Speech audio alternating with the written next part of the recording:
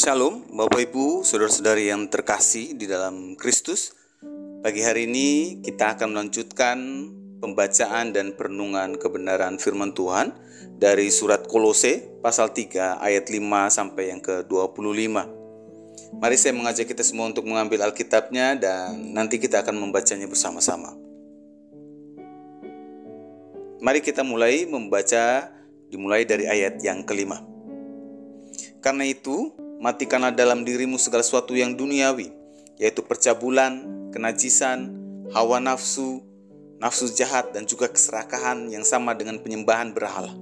Semuanya itu mendatangkan murka Allah atas orang-orang durhaka. Dahulu kamu juga melakukan hal-hal itu ketika kamu hidup di dalamnya.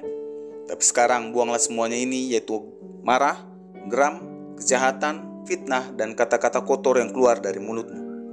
Jangan lagi kamu saling mendustai, karena kamu telah menanggalkan manusia lama serta kelakuannya, dan telah mengenakan manusia baru yang terus-menerus diperbaharui untuk memperoleh pengetahuan yang benar menurut gambar Khaliknya.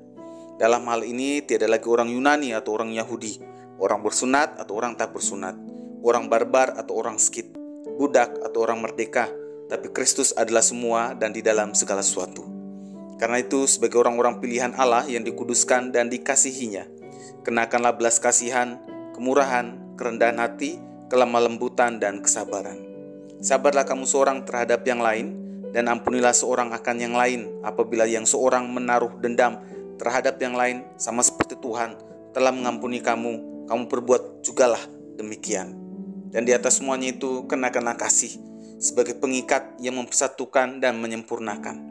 Hendaklah damai sejahtera Kristus memerintah dalam hatimu, karena untuk itulah kamu telah dipanggil menjadi satu tubuh. Dan bersyukurlah. Dan hendaklah perkataan Kristus diam dengan segala kekayaannya di antara kamu, sehingga kamu dengan segala hikmat mengajar dan menegur seorang akan yang lain, dan sambil menyanyikan mazmur dan puji-pujian dan nyanyian rohani, kamu mengucap syukur kepada Allah di dalam hatimu. Dan segala sesuatu yang kamu lakukan dengan perkataan atau perbuatan, lakukanlah semuanya itu dalam nama Tuhan Yesus, sambil mengucap syukur oleh Dia kepada Allah Bapa kita. Hai istri-istri, tunduklah kepada suamimu sebagaimana seharusnya di dalam Tuhan. Hai suami-suami, kasihilah istrimu dan janganlah berlaku kasar terhadap dia.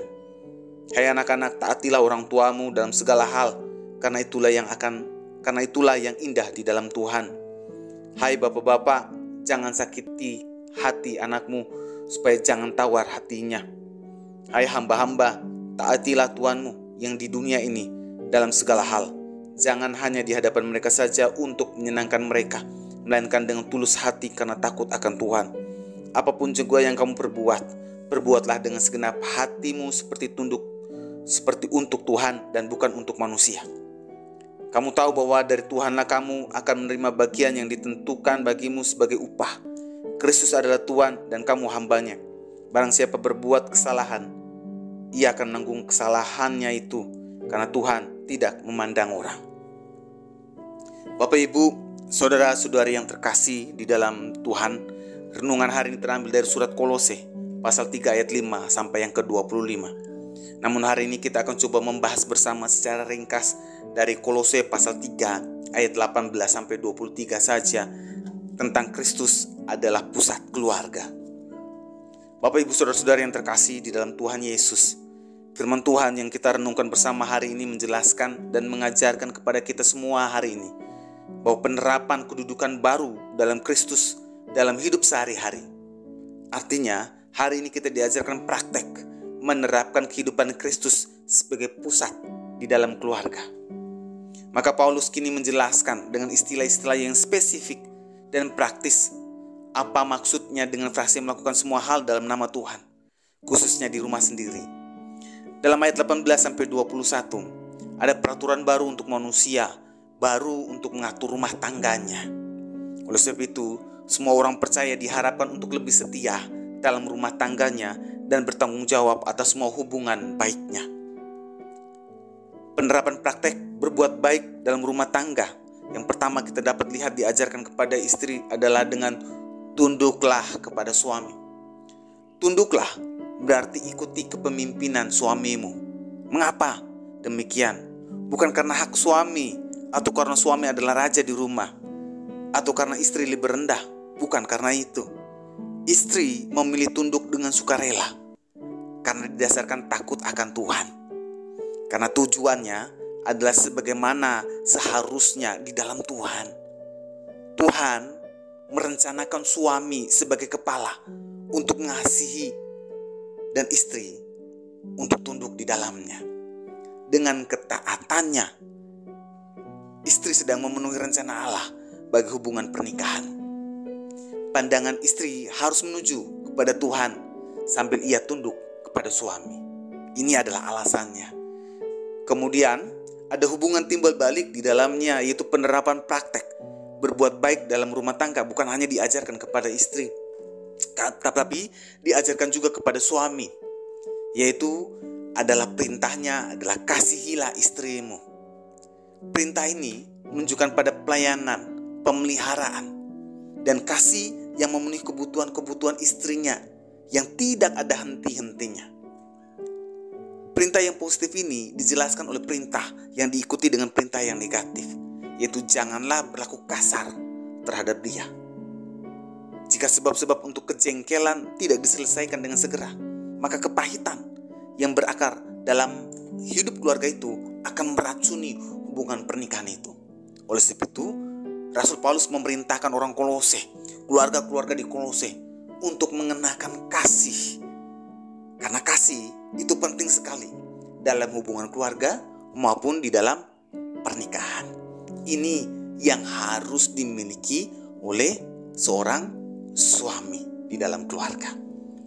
Bukan hanya untuk penerapan berbuat baik dalam rumah tangga yang diajarkan kepada suami, istri, dan hal tersebut juga diajarkan kepada anak dengan satu perintah, yaitu taatilah orang tuamu. Dalam hal ini, anak harus mengikuti atau taat kepemimpinan orang tuanya dalam segala hal. Maksudnya dalam hal ini bukan berarti hal yang jahat atau hal yang negatif diajarkan orang tua maka anak pun harus mengikutinya dengan buta. Bukan begitu. Tentunya dalam hal ini segala sesuatu yang diajarkan orang tuanya mengenai Kristus sebagai pusat hidup keluarga yang baik dan benar, sekalipun hal itu menyakitkan bagi anak-anak. Dalam hal ini ketaatan seorang anak dibutuhkan, karena kalau ia taat, hal itu akan indah di dalam Tuhan. Ketaatan yang demikian konsisten dengan rancangan Allah bagi keluarga dan menyenangkan Tuhan. Pandangan anak ketika dalam hal ini harus sama seperti ditujukan kepada Tuhan, di mana ditunjukkan kepada suami dan istri. Hal tersebut, penerapan praktek berbuat baik dalam rumah tangga, tidak hanya diajarkan kepada suami, kepada istri, kepada anak, namun berlaku juga ditekankan lebih jelas kepada seorang ayah atau bapak dengan satu perintah, janganlah sakiti hati anak. Karena kalau anak sampai setengah mati mencoba untuk memuaskan keinginan hati ayahnya, tapi tidak bisa, hati anak itu bisa menjadi sakit.